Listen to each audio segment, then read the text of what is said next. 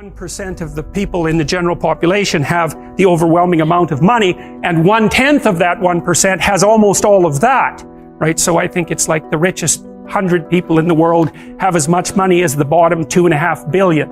And you think, well, that's a terrible thing, and perhaps it is, but what you have to understand is that that law governs the distribution of creative production across all creative domains, right? It's something like a natural law. And we'll talk about that more, but imagine what happens when you play Monopoly.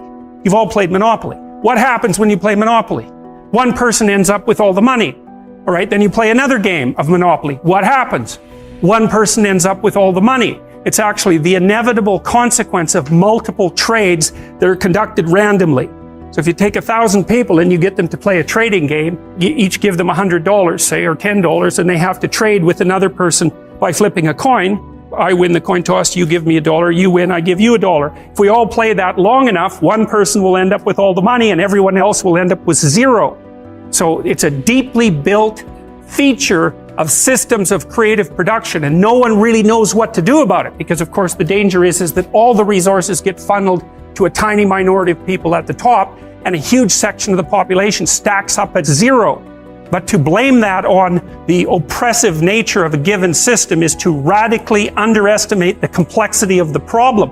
No one actually knows how to effectively shovel resources from the minority that controls almost everything to the majority that has almost nothing in any consistent way, because as you shovel money down, it tends to move right back up, and it's a big problem. But the thing you want to understand about that 1% issue that you always hear about is that it applies in every single realm where there's difference in creative production. Every realm. Doesn't matter. Number of records produced, number of records sold, number of compositions written. So here's an example. 5 composers produce the music that occupies 50% of the classical repertoire, right? Bach, Beethoven, Brahms, Tchaikovsky, Mozart. That's right. Those 5. So that's another example of this Price's law of scaling. It applies to all sorts of things, like number of hockey goals scored is also distributed this way. Size of cities follows the same distribution. So, you know, people talk about all the time about how unfair it is that 1% of the population has the vast amount of the money, and 1% of the 1% has most of that money, and 1% of the 1% of the 1% has most of that money. But it's an inevitable conclusion of iterated trading games, and we don't know how to fight it.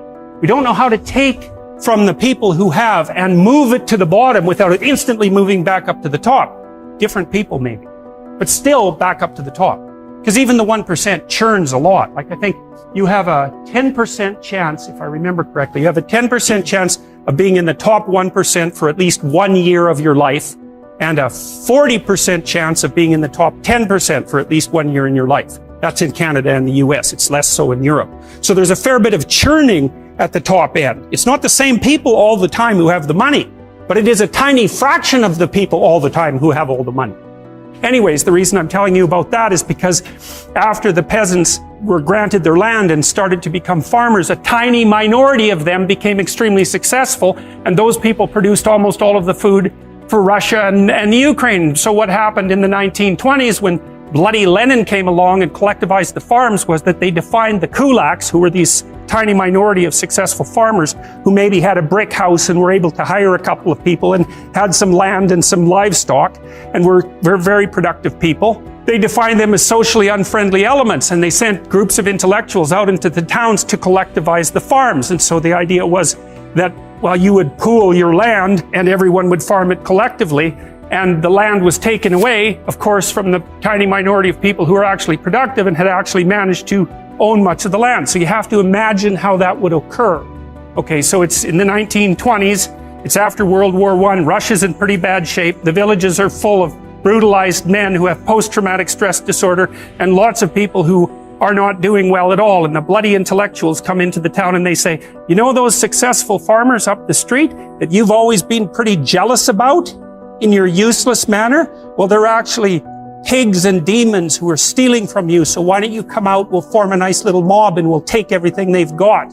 And that's exactly what happened, and all those people were killed or raped or set off to Siberia in the middle of the bloody winter where there wasn't even anywhere for them to live or anything for them to eat, so they all died. And then the consequence of that was a few years later, 6 million people starved to death in the Ukraine. So the Soviets really implemented and perfected the idea of class and ethnicity-based guilt. And it's a very bad road to walk down, and it's something that we're very much engaged in at the moment, because there's discussion everywhere in North America now about the idea of, well, race-predicated guilt, for example, and ethnic-predicated guilt. It's a very bad idea to classify an entire group of people as guilty of anything based on their group membership. If you're accustomed to keeping things in the fog in general, you're going to keep yourself in the fog with regards to your investments. Because in some sense, everything you do is an investment. I mean, some of it's quantified in monetary terms, but you're always investing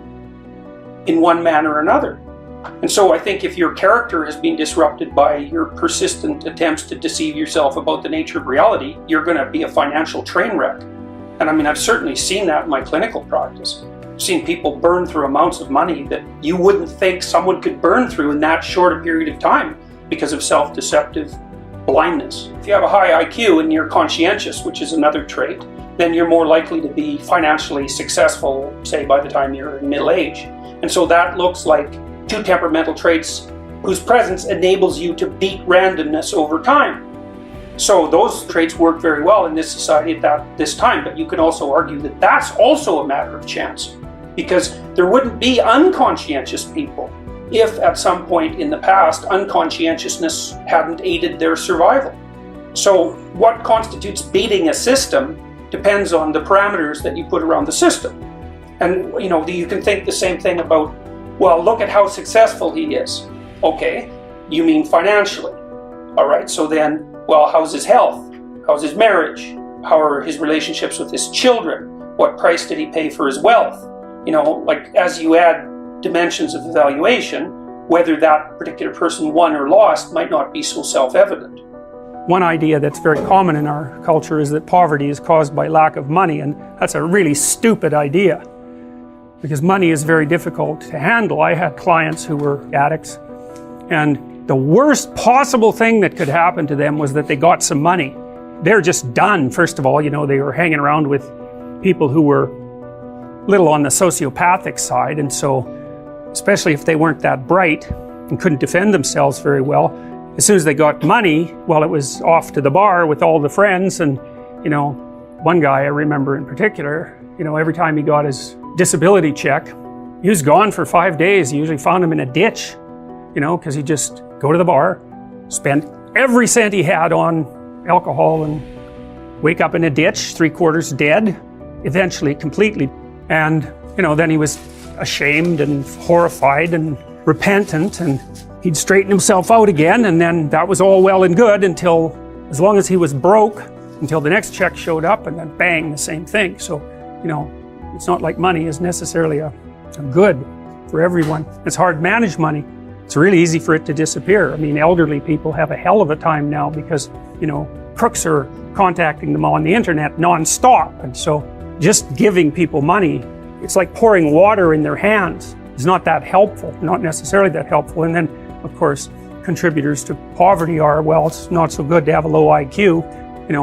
People don't like the idea of IQ because it seems so arbitrary. Have a high IQ. Well, it's not like you deserve it exactly. You're set up that way pretty much right from the beginning. It's very, very, very, very stable.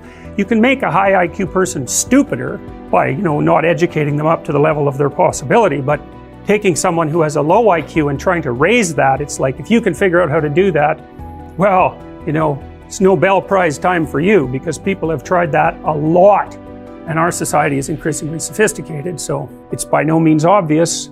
The liberals think, well, this society is unfair because there's unemployment, and the conservatives think, well, there's a job for everyone, but none of them think, well, there are massive, massive, massive differences in people's ability, far greater than anyone realizes, and that poses a structural problem.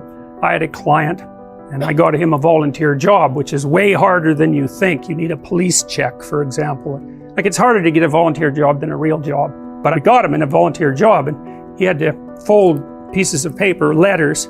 He worked at a charity. He had to fold pieces of paper in 3 so that he could put them inside envelopes. And then the letters, which were in a pile, had to be matched with the proper envelopes, which were also in a pile. But some of them were French and some of them were English, so the French ones had to be matched carefully to the French envelopes. And if there was one envelope out of order, well then he had to figure out whether it was the papers that were out of order or the letters that were out of order. And then some of the letters had photographs attached to them, and you weren't supposed to bend the photographs, but they weren't always in the same place, so that meant you had to figure out how to fold the paper in three, a bunch of different ways without creasing the photograph. And then the other thing is, and I never realized how difficult it is to put a piece of paper in an envelope till I watched someone who couldn't do it, and he probably had an IQ.